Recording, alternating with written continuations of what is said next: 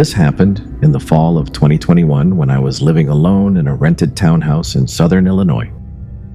It was my first time ever living by myself, and even though I was technically an adult, 27, with a full-time job and a stable routine, I still had a lot of nerves about the idea.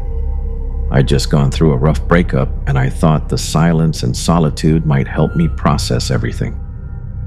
The townhouse was part of a small row of identical units, kind of plain but clean and quiet, tucked away in a sleepy cul-de-sac just off a rural highway. The neighborhood had that sterile suburban vibe. Lots of beige vinyl siding, trimmed hedges, wind chimes, and mailboxes with family names stenciled on them. Mostly older folk, but a few young families. I didn't know any of my neighbors well, but I liked it that way. I kept to myself, but almost right away, I noticed one person who stood out from the rest. He lived 3 doors down. A tall, heavy-set man, probably in his mid-40s with a scruffy beard and a weird habit of standing outside his house at night, sometimes just pacing or smoking, sometimes doing nothing at all, just staring. I'd pull into my driveway after work around 9 or 10 p.m., and there he'd be, leaning against his porch rail or just standing at the edge of his driveway facing the street. He never waved, never smiled. He just stared even if I looked directly at him. I tried to ignore it. A couple of times I mentioned it to friends or my mom, and they said maybe he was just a night owl or had insomnia.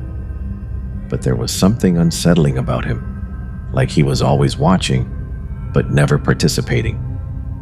It wasn't just that he was there, it was the stillness. He didn't fidget or check his phone or shift his weight. He just stood there like a statue.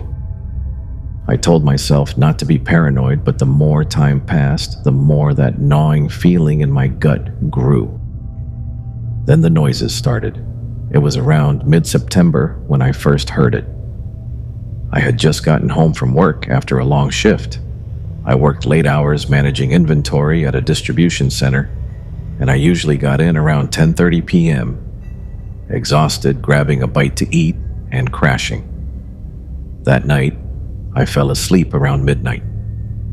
At exactly 2:37 a.m., I woke up to a sound I can only describe as metal scraping against wood.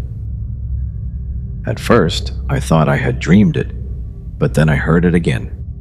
A long, slow creaking noise like an old gate opening. My bedroom was on the first floor at the back of the unit, and I had a sliding glass door with vertical blinds that led to a small fenced-in backyard. I sat up in bed, heart racing, and listened. There was a pause. Then I heard footsteps, soft crunching sounds, like someone walking slowly across gravel. My entire backyard was lined with decorative rock instead of grass, so you could hear every footstep clearly. These weren't animal sounds. I grabbed my phone and crept out of bed. I didn't have a weapon, just a dull kitchen knife I kept in my nightstand just in case, which at the time felt kind of ridiculous. I crouched by the edge of the window and peeked through the blinds. I couldn't see anything. The motion light wasn't on, which meant either they were out of range or had come in a different way. I dialed 911. The dispatcher was calm, asked for my address, and told me officers were en route. I stayed crouched in the dark, barely breathing. About 10 minutes later, red and blue lights flickered through my front window. I got up, opened the door, and met the 2 officers outside. I explained everything, what I heard, what time it started. One of them walked around the back while the other stayed with me and asked a few questions.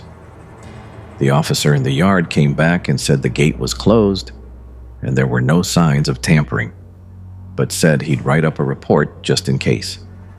They didn't see anyone, no footprints or damage, basically no crime.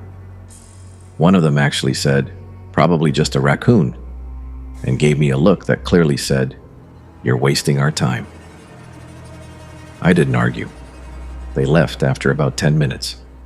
I didn't sleep the rest of that night. The next morning, I went outside to check the backyard myself. That's when I noticed something strange.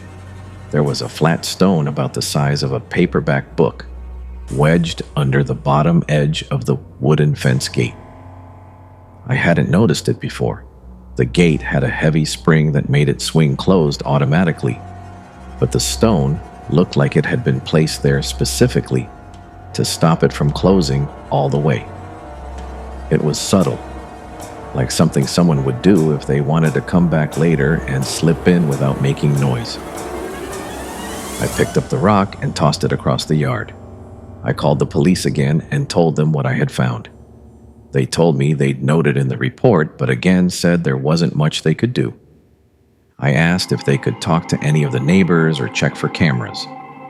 They said no. Unless a crime was committed, they couldn't investigate. I felt like I was losing my mind. 2 nights later, it escalated. At exactly 2:14 a.m., I woke up again, this time to the sound of my back door handle turning. The handle rattled gently at first, like someone testing it, then a harder jiggle, like someone trying to open it. I sat up in bed, heart hammering. I couldn't see anything through the blinds, but I could feel someone standing on the other sink. My mouth went dry. I picked up my phone with shaking hands and called the police again. While I waited, I crouched in the hallway out of view. I didn't have a gun or dog, just that stupid kitchen knife. My motion light clicked on, and through a tiny gap in the blinds, I saw a shadow move across the window. It was a man. He didn't run or try to hide. He just stood there. The same 2 officers showed up again. This time they actually found footprints in the gravel, big ones heading right up to the door. But again, they said since no entry had been made, there wasn't enough to go on. They promised to patrol the area more often and told me to keep my doors locked. The next day, I installed the camera. It was one of those mid-range Wi-Fi security cams. I set one up above the back door and another above the front porch. That night, I didn't go to bed. I sat in the living room with the lights off, watching the live feed on my phone. 2:14 a.m. came and went. Nothing happened. Then, at 2:23, the back camera triggered. A man stepped into frame.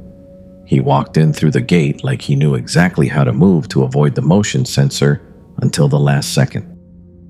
He was tall and broad, wearing a black hoodie with the hood up, jeans, and gloves. He walked up to the door, looked up directly at the camera, and smiled. A slow, stretched-out grin. Then he backed up, still staring, and disappeared into the dark. I called the police again, and they came back, watched the clip, and admitted that yes, it was unsettling. But since he didn't break in, didn't damage property, and didn't appear to be armed, there was still allegedly nothing they could do. They wouldn't even ask the guy down the street to check his doorbell cam. I begged them. They said their hands were tied. That night, I packed a bag and slept at a hotel. When I came back the next day, I found 4 muddy handprints on the glass door, 2 high up and 2 low, like someone had crouched down and just rested their hands there for a while, staring in. I moved out a week later. I broke my lease and forfeited my deposit. I didn't care. I couldn't stay there another night. The final straw was the note I found wedged in my mailbox the day I left. It was handwritten in small, cramped letters on lined notebook paper. It said, "The cops leave, but I don't." I filed one last report. The officer I spoke to that time looked genuinely disturbed by the note. He promised they'd do a wellness check on the neighborhood, but it was too late. I never went back. About a month later, I got a message on Facebook from a girl named Kayla. She said she was the new tenant who had moved into the unit after me. Her message said, "Hi, sorry to bother you. I think you used to live here. Did you ever have someone in a black hoodie hanging around the backyard? I keep hearing footsteps at night. And last night, someone knocked on the glass door around 2 a.m. and just stood there. I didn't reply. I didn't want to know what happened next.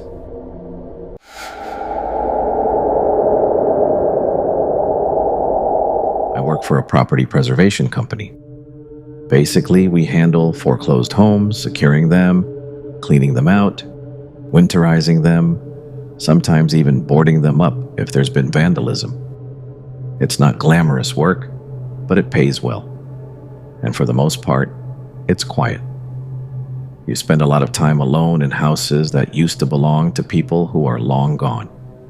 Sometimes it's sad, sometimes it's just boring. But every once in a while, you get a house that feels unsettling. This happened in 2020 when I was assigned to clear out a property in a rural part of upstate New York. It was one of those dying places.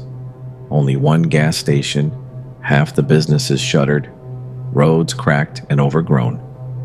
The house itself was a small one-story place off a dirt road, surrounded by overgrown brush and woods on 3 sides. No other homes nearby, just trees and silence.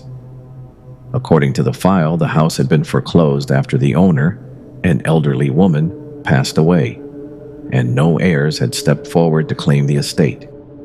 The utilities had been shut off for over a year. Our job was to catalog any remaining property, empty it out, and secure it for winter. I drove up on a Monday morning around 9 a.m. with a small box truck and all my gear. From the outside, the house looked intact. Windows closed, door locked, roof fine. Just a lot of weeds and vines climbing up the porch. I had to shove the front door open because it had swollen in the frame. But once inside, everything looked pretty standard. It was dusty, stale air and faded furniture. Then my work phone rang. It startled me because I had no signal out there. I'd already checked and noticed I had no bars, but the phone buzzed anyway. There was no number on the caller ID. It just said, "Unknown caller." I answered, and there was nothing. Just a low, crackling sound like static. I said hello twice, then hung up, chalked it up to a glitch. I got to work. I always start with photos documenting every room, every item. The living room was cluttered with old furniture, lace curtains, some framed paintings. It reminded me of my grandma's house. Heavy furniture, doilies, porcelain figures. The hallway had a smell. Not rot, more like mildew and dust and something faintly metallic. There were 3 bedrooms. One had been stripped bare except for a sagging mattress on the floor. Another was clearly a sewing room with thread spools everywhere and a dusty machine on the desk. I took a closer look, and there was a corkboard filled with old newspaper clippings. They were mostly obituaries, dozens of them all clipped out with scissors and pinned carefully to the board. No names I recognized, all local. I moved on. In the master bedroom, there was a rotary phone on the nightstand. I remember stopping and staring at it for a second because I hadn't seen one in years. It was off-white, yellowed with age with a long coiled cord, the kind of phone that would never ring again because the line had been cut long ago. I moved on to the bathroom. That's when my phone rang again. It said, "Unknown caller" again. This time I hesitated. I picked it up, stepped out into the hallway, and answered again. Nothing. But this time, after about 5 seconds, I heard a whisper, very soft, so quiet I could barely make it out. It said, "Don't answer the phone in the bedroom." Then the line went dead. I stood there frozen, heart pounding. The house was dead silent. I checked the windows, all closed. Nobody was outside, and there was no sign of forced entry. My first thought was that someone had pranked me. It's what anyone would think. Maybe one of the other crew guys was messing with me, but no one else knew I was there that early. And again, I had no signal. I checked my phone. 1 bar, then nothing. Like it flickered in and out of existence. I tried calling my supervisor, but the call failed. I decided to finish the job quickly. I started boxing up loose items in the living room: books, figurines, dusty glassware. But the whole time I felt off, like I was being watched. I kept glancing toward the hallway, half expecting to see someone standing down there. Then the phone rang a third time. But not my phone. The rotary phone in the bedroom. I heard it from across the house, a shrill mechanical ring that echoed through the rooms. That phone should have been dead. The line was disconnected, no dial tone and no service. But yet, it rang like an old-fashioned bell. I walked slowly down the hallway toward the bedroom, phone still in my hand. It rang again and again. I stepped into the doorway. The phone sat on the nightstand, the receiver trembling slightly with each ring. There was no chance I was picking up that phone. The rings eventually stopped. I backed out of the room. I wanted to leave, but part of my job was securing the property, and I still had to check the basement. I almost said screw it, but something made me keep going. Maybe it was pride. Maybe I just didn't want to admit how scared I was. The basement door was in the kitchen. I opened it slowly. The stairs creaked as I stepped down, flashlight in hand. I smelled mold and something like rust. There were shelves along the wall filled with old paint cans and some broken furniture. In the back corner, there was a small table. On it, a cordless phone, a newer model. It was gray plastic and covered in dust, and next to it, a stack of yellowed notebooks. I picked one up and flipped through it. Each page had a name and a date and a short sentence. Lena H., July 3rd, 2019. Rang once, didn't answer. Carl M., September 12th, 2019. Picked up, warned him. It was more like this. Dozens of entries. I dropped the notebook, and my heart felt like it completely dropped out of my body as I looked around the basement, fearing I wasn't alone down there, and that someone was watching me from any corner in the darkness. I rushed back up the stairs, looking behind me the whole time, heart in my throat. I didn't finish the job. I drove straight back to the office and turned in my report. I didn't tell them everything. I just said the property was unsafe and possibly had squatters or interference. They reassigned the job to another crew. 2 days later, I got a text from one of the other guys, Mark.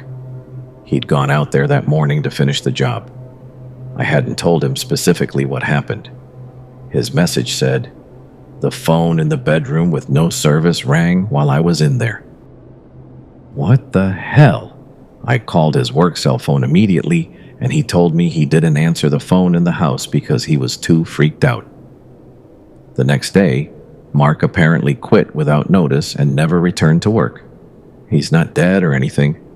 I admittedly looked him up on Facebook eventually, and he posted stuff since then, but I never spoke to him again. I don't know what else he saw in the house, but it must have been something bad enough for him to want to distance himself from this job. My boss did call the police to report the potential squatters after Mark quit, but they found nobody inside of the house. Everything about that house, from its location to its eerie, dilapidated interior to the phone calls to my cell phone and that voice on that line and that damn house phone ringing. It's like I found myself in a legitimate horror movie. I swear it had to be one of two things: an elaborate sick prank or an equally elaborate trap.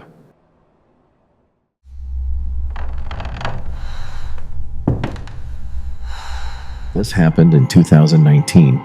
I was in my late 20s, living alone in a rental house in a quiet neighborhood on the edge of town. It wasn't a fancy place, just an older one-story house with creaky floors, thin walls, and a small backyard. But it was cheap, and it came with a basement, which I used to store extra furniture and tools and stuff. I moved in that spring, and for the first few months, nothing strange happened. The house had its quirks. Some pipes rattled when you turned on the shower, and there was this one kitchen cabinet that always swung open on its own. But nothing unusual for a place that old. The only part I didn't like was the basement. The door was in the hallway next to the bathroom. It was heavy and stuck a little when you opened it, and the light switch for the basement was actually halfway down the stairs, which meant you had to walk down a few steps in total darkness before you could reach it. The first time I went down there, I honestly felt weird. Not scared exactly, but uneasy. The single bulb didn't do much to light the corners, and the whole place smelled like old wood. But I didn't have any reason to be down there for long, so I stored my things, shut the door, and didn't think much of it. That changed around late October. I had just gotten home from work. I'm a night shift security guard, so I usually get home around 3 a.m. And I was heading to the bathroom before bed when I heard something. It sounded like a faint knock. 3 soft taps. It came from behind the basement door. I froze in place. At first, I thought maybe I imagined it. Maybe it was the pipes or the house settling. But as I stood there holding my breath, I heard it again. 3 distinct knocks. I backed up a few steps and stared at the door. And then I waited. There was just silence now. I remember whispering to myself, "It's just the house." Even though I didn't really believe it, I didn't open the door. I went to my bedroom, locked the door, and stayed awake for the next 2 hours, listening. Eventually, I fell asleep with the TV on. The next morning, I checked the basement. I opened the door, went down the stairs, and turned on the light. Everything was exactly the way I left it. No signs of anyone having been down there. No footprints in the dust, no broken windows. I convinced myself it had to be the house shifting, or maybe a small animal that got in somehow. I moved on. But a few nights later, it happened again. This time, I was in the bathroom brushing my teeth when I heard the knock. Not 3 taps this time, just 1. But it was loud and it was close, like someone had used their knuckles hard against the basement door. I opened the bathroom door and looked. The basement door was closed. Nothing moved. The hallway was quiet. I walked over and put my ear against the wood. At first, I heard nothing, but then, very faint, I heard what sounded like breathing. Slow, steady, as if someone was standing on the other side waiting. I backed away and went to my room again, locking the door. I called my landlord. I told him something strange was going on in the basement, that I thought someone had maybe gotten into the house somehow. He seemed skeptical, but said he'd come by to check it out. When he arrived in the morning, we both went down into the basement together. He looked around, checked the windows, the walls, even the foundation. Nothing was damaged or broken. No signs of a break-in or animals.